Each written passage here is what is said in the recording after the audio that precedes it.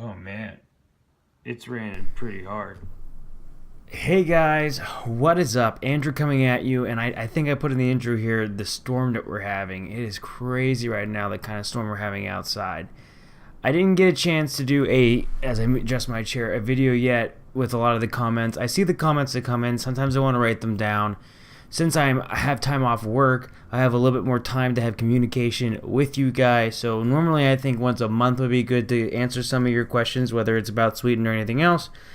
But I had some extra time today, and I know you're supposed to have a schedule where you're setting out videos at different times, a couple times a week. But you know what? At this time, if I feel like I can pop out 2 videos in a day and that you guys are going to enjoy it, it's going to benefit you guys, I'm going to go ahead and do that. So, first one we have here is Joey Butoy. Great video, man. This is in regards of quitting snooze. For me, it's safe to say that I'm completely off cigs now. I'm actually used general snooze to quit smoking, and so far it's helped tremendously. Only problem is, the nicotine.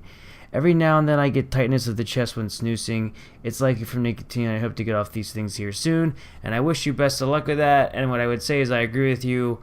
I'm happy to be off the nicotine completely, but I definitely believe that snooze is a safer option than smoking cigarettes. I'm sure every study would show that. And if it helps you get off, and that was the thing that kept you from smoking cigarettes, then I'm all for it. And I wish you the best of luck, and thank you for your comment. One about Facebook dying, but I think we've gone into those a little bit too much.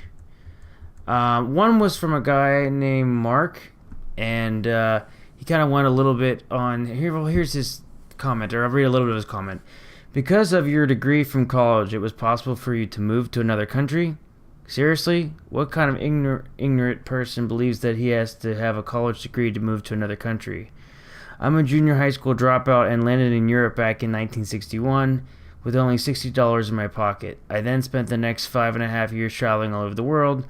I worked in Norway and Iceland in the fishing industry, washed dishes in Germany, worked in construction in Israel, taught English in Vietnam and Japan, and worked in construction in Australia. I've also seen more of Scandinavia than any Scandinavian and can easily set down where I wanted to. Well, I'm not really sure. First of all, his comment makes sense, and so I'll say something. You don't need to go to college to be successful. I don't know why he went necessarily on this rant, because I wasn't saying that you have to have a college degree to move to another country, but I think nowadays, at least, if you want to move to Europe long term from America, at least, sir, you have to have probably something to help you have a visa to get there, and usually a job can help with that. You could come and then find a job right away, absolutely, but I don't know how that would work. I don't know if they would hire more people from the EU or not, but definitely you don't need it. And when I was talking about college, I don't think you have to have a college education to be successful. There's plenty of examples of people that never went to college. I actually think if you're not sure what you want to do outside of high school, maybe you go work a job for a little bit, spend a little bit of time with that, and then go on to college. However, I think there's nothing wrong with extending your education. But the things that I've learned the most probably come from working out and self-discipline. So even though, well, anyways, I mean, either way, Mark, I thank you for your comment, and I hope you can see my side of things. And I agree with what you're saying, but I don't know where that came from, but that's okay.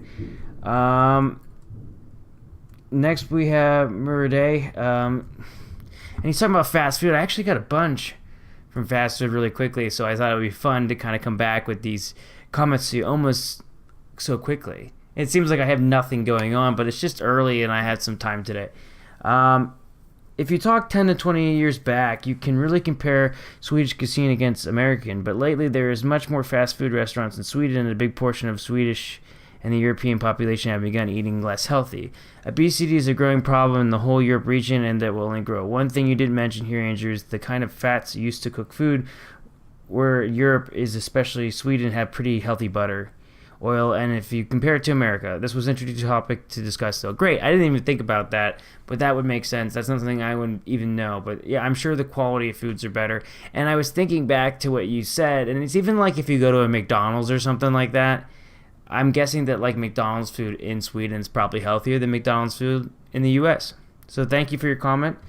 One person said, don't forget the health part in Sweden. It is illegal to put chemicals in food, sort of. So that's good to know. Also, thank you, Freen Ad, if I said that right. And then Christina had a question for me as well, and it says, "Hi Andrew, would you say that the U.S. is changing concerning public transportation and bike lanes? I feel like many young U.S. citizens complain about the fact they cannot walk or cycle anywhere, so do you think the government is actually doing something about that?" Well, let's think about that. Christina, gas is now cheaper, I think, than it's been in a long time. It went under $2 a gallon. I know I'd have to convert that into liters, and I don't really know how to do all the calculations off the top of my head, but what I'll say to you is gas is cheaper now than it's been 5 years ago. I've seen no real effort in public transportation outside of major cities. I don't know how they would be able to do it, since you need a road to pretty much go everywhere unless they had buses starting. The American economy is kind of based around the car, if I may say so. Based around the car, based around people driving gasoline. Until that changes, I'm not sure it'll happen, because it's just a place where you always need to have a vehicle, and I haven't seen any effort to stop that, especially when gas is as cheap as it is right now. And the American economy is so based on people driving to places and the car industry and everything else. So I don't see it happening anytime soon, but I do think it's a fantastic question. If someone else thinks that their area is doing a better job of being more bike friendly, I mean, I could think of Portland, Oregon, and a couple areas where they are a little bit more bike friendly. Personally, I wouldn't feel so safe in an American city driving a bike, or riding a bike, I guess, on the road, because I'm not sure how careful the people are in the cars. If you have any differences, please share that with me. I'm always interested to hear your guys' perspective.